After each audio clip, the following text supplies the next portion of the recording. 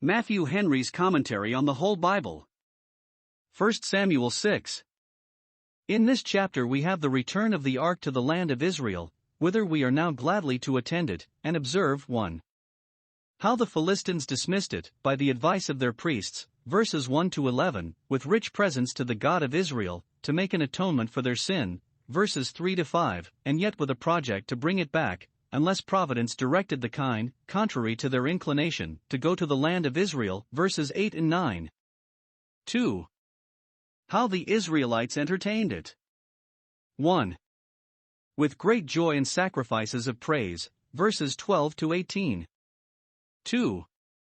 With an overbold curiosity to look into it, for which many of them were struck dead, the terror of which moved them to send it forward to another city, verses 19 to 21. The ark among the Philistines, 1120 BC. 1. And the ark of the Lord was in the country of the Philistines 7 months. 2. And the Philistines called for the priests and the diviners, saying, What shall we do to the ark of the Lord? Tell us wherewith we shall send it to his place. 3. And they said, If ye send away the ark of the God of Israel, send it not empty, but in any wise return him a trespass offering, then ye shall be healed, and it shall be known to you why his hand is not removed from you. For then said they, What shall be the trespass offering which we shall return to him? They answered, 5 golden emerods, and 5 golden mice, according to the number of the lords of the Philistines, for 1 plague was on you all, and on your lords. 5. Wherefore ye shall make images of your emerods, and images of your mice that mar the land, and ye shall give glory unto the God of Israel. Peradventure, he will lighten his hand from off you, and from off your gods, and from off your land.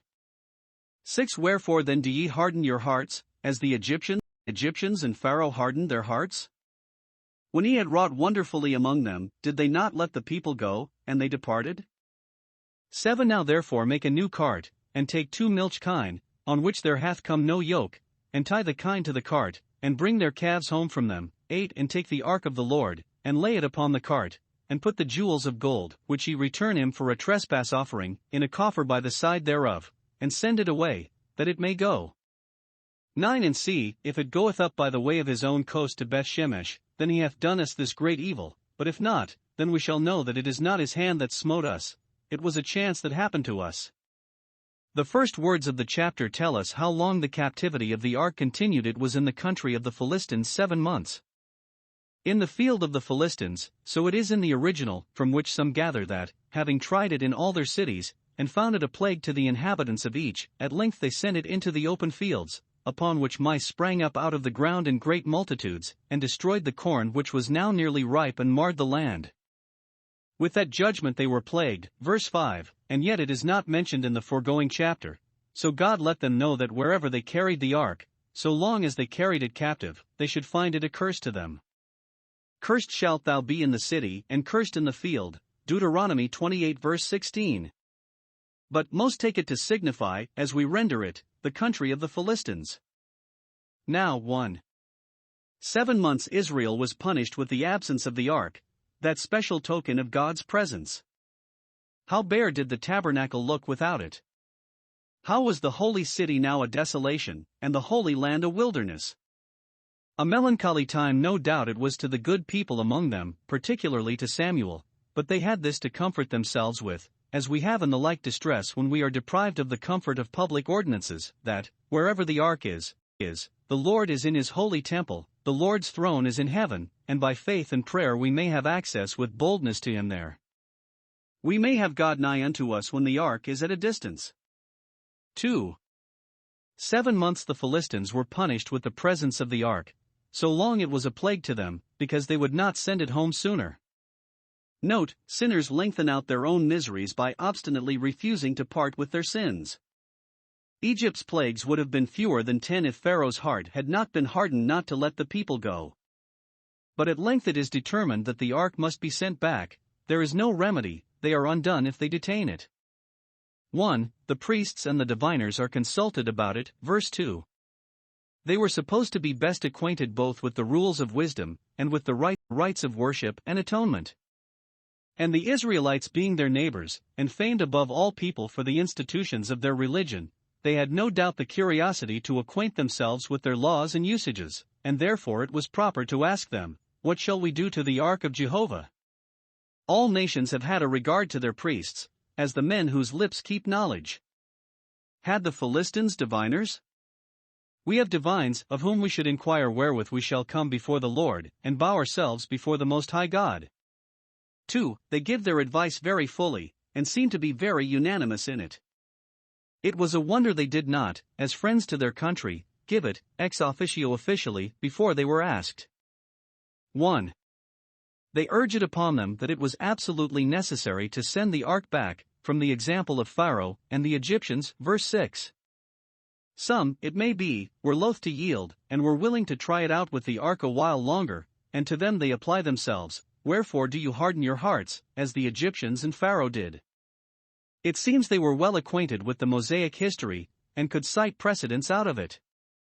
This good use we should make of the remaining records of God's judgments upon obstinate sinners. We should by them be warned not to harden our hearts as they did. It is much cheaper to learn by other people's experience than by our own. The Egyptians were forced at last to let Israel go, therefore let the Philistines yield in time to let the ark go. 2. They advised that, when they sent it back, they should send a trespass offering with it, verse 3. Whatever the gods of other nations were, they knew the God of Israel was a jealous God, and how strict he was in his demands of sin offerings and trespass offerings from his own people, and therefore, since they found how highly he resented the affront of holding his ark captive, those with whom he had such a quarrel must in any wise return him a trespass offering, and they could not expect to be healed upon any other terms. Injured justice demands satisfaction. So far natural light instructed men. But when they began to contrive what that satisfaction should be, they became wretchedly vain in their imaginations. But those who by willful sin have imprisoned the truth in unrighteousness, as the Philistines did the ark, Romans 1 verse 18, may conclude that there is no making their peace with him whom they have thus injured but by a sin offering, and we know but one that can take away sin. 3. They direct that this trespass offering should be an acknowledgment of the punishment of their iniquity, by which they might take shame to themselves as conquered and yielding and guilty before God, and might give glory to the God of Israel as their mighty conqueror and most just avenger, verse 5.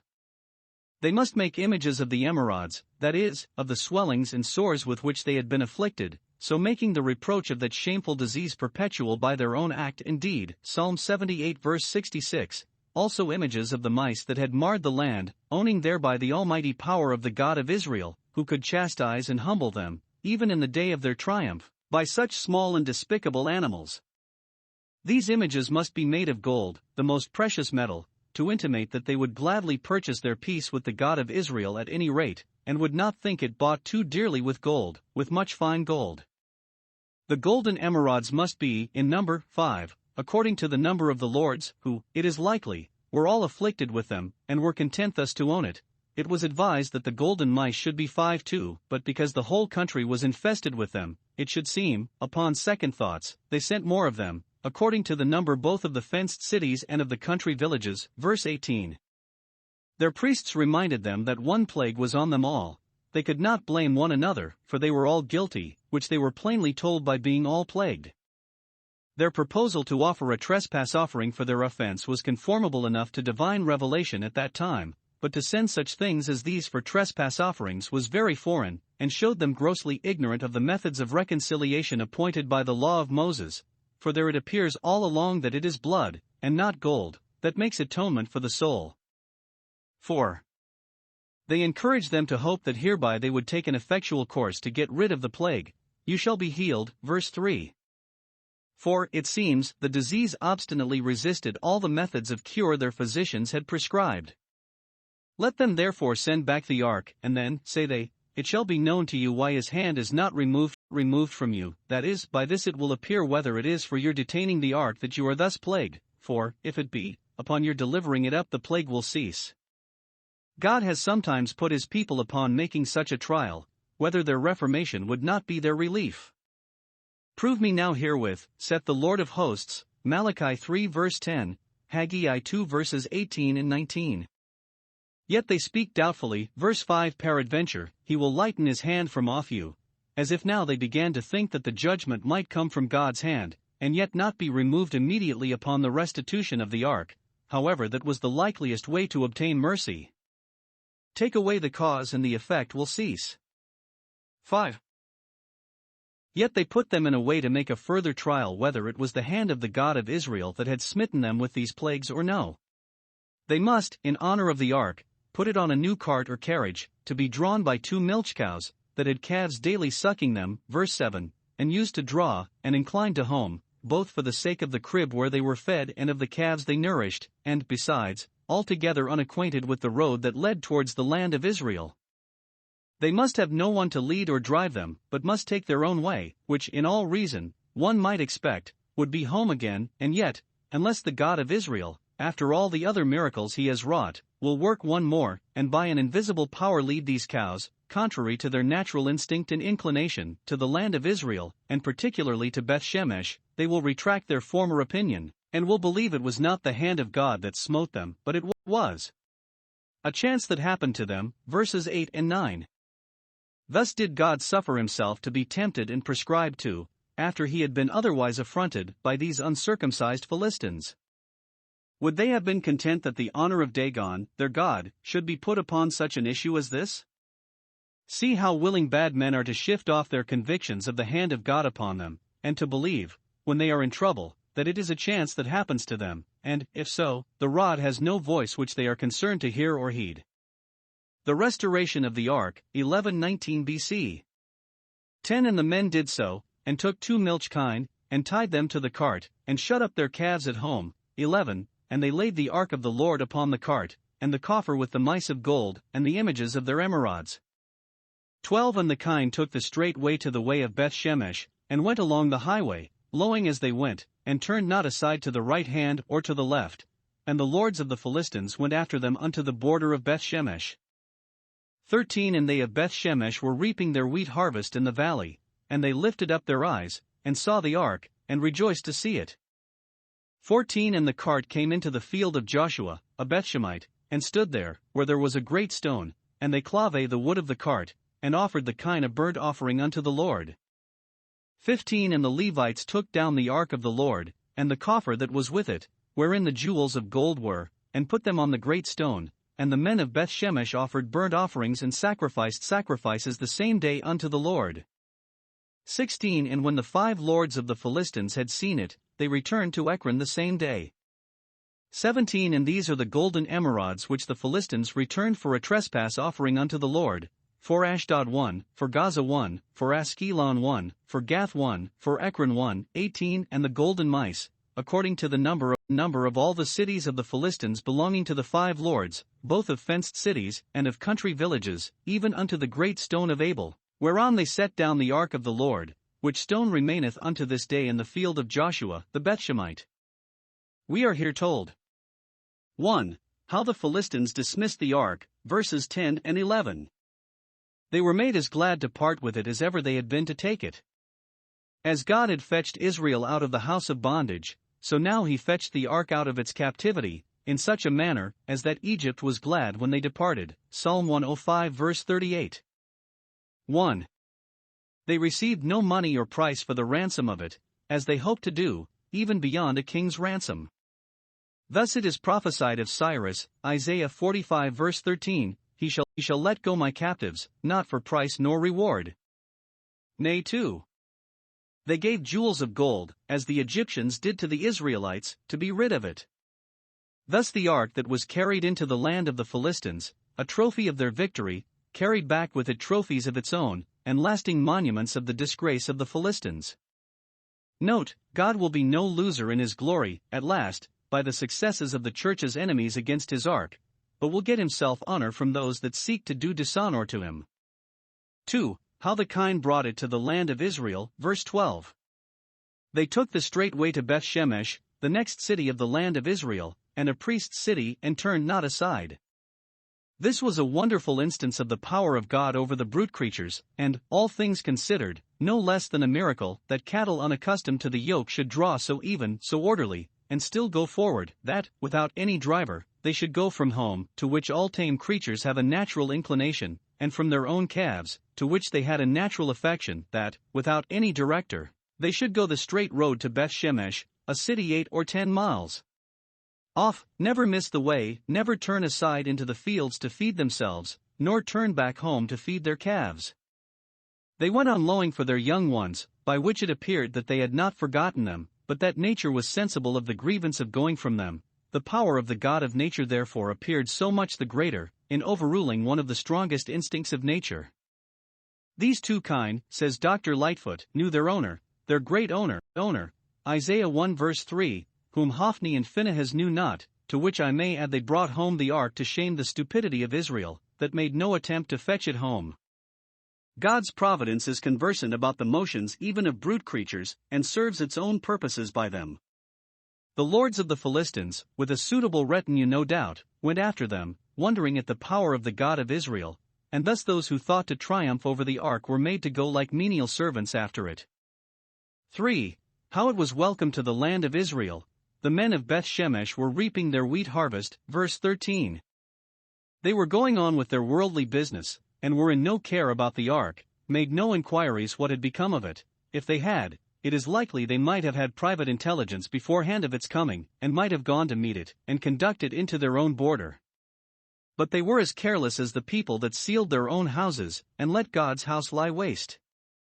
Note, God will in his own time effect the deliverance of his church, not only though it be fought against by its enemies, but though it be neglected by its friends.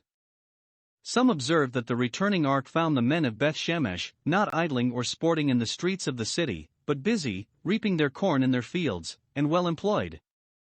Thus the tidings of the birth of Christ were brought to the shepherds when they were keeping their flock by night. The devil visits idle men with his temptations. God visits industrious men with his favors.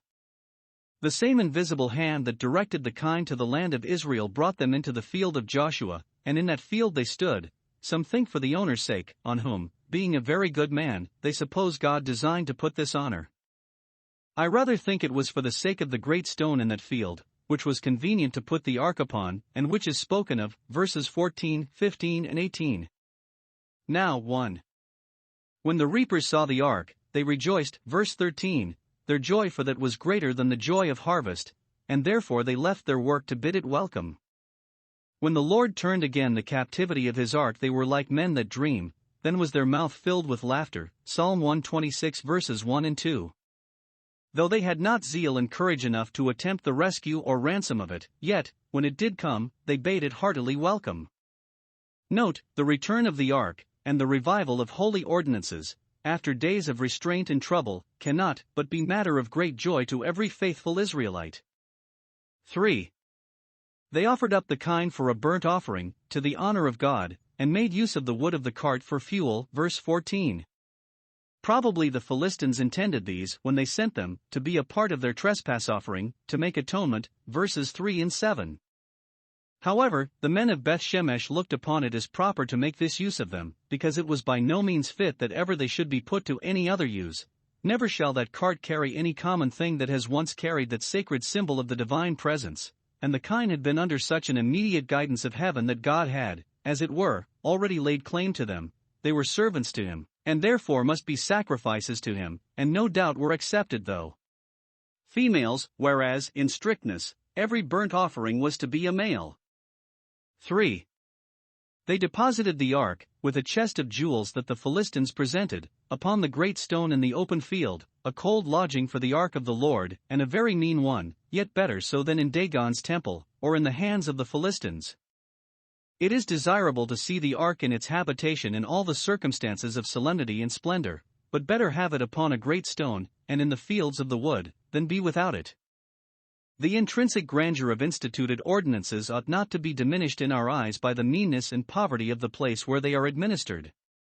As the burning of the cart and cows that brought home the ark might be construed to signify their hopes that it should never be carried away again out of the land of Israel, so the setting of it upon a great stone might signify their hopes that it should be established again upon a firm foundation. The church is built upon a rock. 4. They offered the sacrifices of thanksgiving to God, some think upon the great stone, more probably upon an altar of earth made for the purpose, verse 15. And, the case being extraordinary, the law for offering at the altar in the court of the tabernacle was dispensed with, and the more easily because Shiloh was now dismantled, God himself had forsaken it, and the ark, which was its chief glory, they had with them here. Beth Shemesh, though it lay within the lot of the tribe of Dan, yet belonged to Judah, so that this accidental bringing of the ark hither was an indication of its designed settlement there, in process of time. For, when God refused the tabernacle of Joseph, he chose the tribe of Judah, Psalm 78 verses 67 and 68. It was one of those cities which were assigned out of the lot of Judah to the sons of Aaron, Joshua 21 verse 16. Whither should the ark go but to a priest's city? And it was well they had those of that sacred order ready, for though they are here called Levites, verse 15, yet it should seem they were priests, both to take down the ark and to offer the sacrifices. 5. The lords of the Philistines returned to Ekron, much affected, we may suppose, with what they had seen of the glory of God and the zeal of the Israelites, and yet not reclaimed from the worship of Dagon, for how seldom has a nation changed its gods, though they were no gods. Jeremiah 2 verse 11. Though they cannot but think the God of Israel glorious in holiness and fearful in praises, yet they are resolved they will think Baal-zebub, the god of Ekron, at least as good as he, and to him they will cleave because he is theirs. 6. Notice is taken of the continuance of the great stone in the same place, there it is unto this day, verse 18, because it remained a lasting memorial of this great event, and served to support the traditional history by which it was transmitted to posterity. The fathers would say to the children, this is the stone upon which the ark of God was set when it came out of the Philistines' hands, a thing never to be forgotten. The ark at Beth Shemesh, 1119 BC. 19 And he smote the men of Beth Shemesh, because they had looked into the ark of the Lord, even he smote of the people 50,010 men, and the people lamented, because the Lord had smitten many of the people with a great slaughter. 20 And the men of Beth Shemesh said, who is able to stand before this holy Lord God? And to whom shall he go up from us? 21 And they sent messengers to the inhabitants of Kirjath-jearim, saying, the Philistines have brought again the ark of the Lord, come ye down, and fetch it up to you. Here is 1. The sin of the men of Beth Shemesh, they looked into the ark of the Lord, verse 19. Every Israelite had heard great talk of the ark, and had been possessed with a profound veneration for it, but they had been told that it was lodged within a veil, and even the high priest himself might not look upon it, but once a year, and then through a cloud of incense. Perhaps this made many say, as we are apt to covet that which is forbidden, what a great deal they would give for a sight of it. Some of these Beth Shemites, we may suppose, for that reason, rejoiced to see the ark, verse 13, more than for the sake of the public. Yet this did not content them, they might see it, but they would go further, they would take off the covering, which it is likely was nailed or screwed on, and look into it, under pretense of seeing whether the Philistines had not taken the 2 tables out of it or some way damaged them, but really to gratify a sinful curiosity of their own, which intruded into those things that God had thought fit to conceal from them. Note, it is a great affront to God for vain men to pry into and meddle with the secret things which belong not to them, Deuteronomy 29 verse 29, Colossians 2 verse 18. We were all ruined by an ambition of forbidden knowledge. That which made this looking into the ark a great sin was that it proceeded from a very low and mean opinion of the ark. The familiarity they had with it upon this occasion bred contempt and irreverence.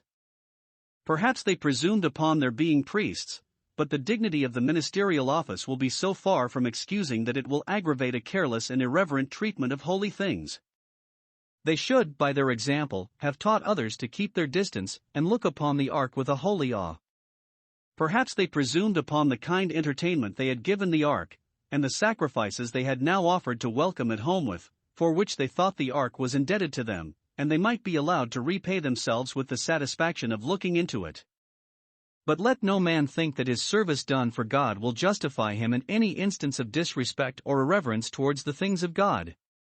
Or it may be they presumed upon the present mean circumstances the ark was in, newly come out of captivity, and unsettled. Now that it stood upon a cold stone, they thought they might make free with it, they should never have such another opportunity of being familiar with it. It is an offense to God if we think meanly of his ordinances, because of the meanness of the manner of their administration. Had they looked with an understanding eye upon the ark, and not judged purely by outward appearance, they would have thought that the ark never shone with greater majesty than it did now. It had triumphed over the Philistines, and come out of its house of bondage, like Christ out of the grave, by its own power, had they considered this, they would not have looked into it thus, as a common chest. 2. Their punishment for this sin, he smote the men of Beth Shemesh, many of them, with a great slaughter. How jealous is God for the honor of his ark! He will not suffer it to be profaned. Be not deceived, God is not mocked. Those that will not fear his goodness, and reverently use the tokens of his grace, shall be made to feel his justice, and sink under the tokens of his displeasure. Those that pry into what is forbidden and come too near to holy fire, will find it is at their peril. He smote 50,070 men. This account of the numbers smitten is expressed in a very unusual manner in the original, which, besides the improbability that there should be so many guilty, and so many slain, occasions many learned men to question whether we take the matter aright. In the original it is, he smote in, or among, the people 70 men, 50,000 men. The Syriac and Arabic read it, 5,070 men. The Chaldee reads it, 70 men of the elders, and 50,000 of the common people. 70 men as valuable as 50,000, so some, because they were priests. Some think the 70 men were the Beth Shemites that were slain for looking into the ark, and the 50,000 were those that were slain by the ark, in the land of the Philistines. He smote 70 men, that is, 50 out of 1,000, which was 1 in 20, a half decimation, so some understand it. The Septuagint read it much as we do, he smote 70 men, and 50,000 men. Josephus says only 70 were smitten. 3. The terror that was struck upon the men of Beth Shemesh by this severe stroke. They said, as well they might, who is able to stand before this holy Lord God? Verse 20. Some think this expresses their murmuring against God, as if he had dealt hardly and unjustly with them. Instead of quarreling with themselves and their own sins, they quarreled with God in his judgments, as David was displeased, in a case not much dissimilar, 2 Samuel 6 verses 8 and 9. I rather think it intimates their awful and reverent adoration of God, as the Lord God, as a holy Lord God, and as a God before whom none is able to stand. This they infer from that tremendous judgment, who is able to stand before the God of the ark. To stand before God to worship him, blessed be his name, is not impossible. We are through Christ invited, encouraged, and enabled to do it, but to stand before God to contend with him we are not able. Who is able to stand before the throne of his immediate glory, and look full upon it? 1 Timothy 6 verse 16. Who is able to stand before the tribunal of his inflexible justice, and make his part good there? Psalm 130 verse 3, and Psalm 143 verse 2. Who is able to stand before the arm of his provoked power, and either resist or bear the strokes of it? Psalm 76 verse 7. 4. Their desire, hereupon, to be rid of the ark. They asked, to whom shall he go up from us? Verse 20. They should rather have asked, how may we make our peace with him, and recover his favor? Micah 6 verses 6 and 7. But they begin to be as weary of the ark as the Philistines had been, whereas, if they had treated it with due reverence, who knows but it might have taken up its residence among them, and they had all been blessed for the ark's sake. But thus, when the word of God works with terror on sinners' consciences, they, instead of taking the blame and shame to themselves, quarrel with the word, and put it from them, Jeremiah 6 verse 10. They sent messengers to the elders of Kirjath-jearim, a strong city further up in the country, and begged of them to come and fetch the ark up thither, verse 21. They durst not touch it to bring it thither themselves, but stood aloof from it as a dangerous thing. Thus do foolish men run from one extreme to the other, from presumptuous boldness to slavish shyness. Kirjath-jearim, that is, the city of woods, belonged to Judah, Joshua 15:9, 60. It lay in the way from Beth Shemesh to Shiloh, so that when they sent to them to fetch it, we may suppose, they intended that the elders of Shiloh should fetch it thence, but God intended otherwise. Thus was it sent from town to town, and no care taken of it by the public, a sign that there was no king in Israel.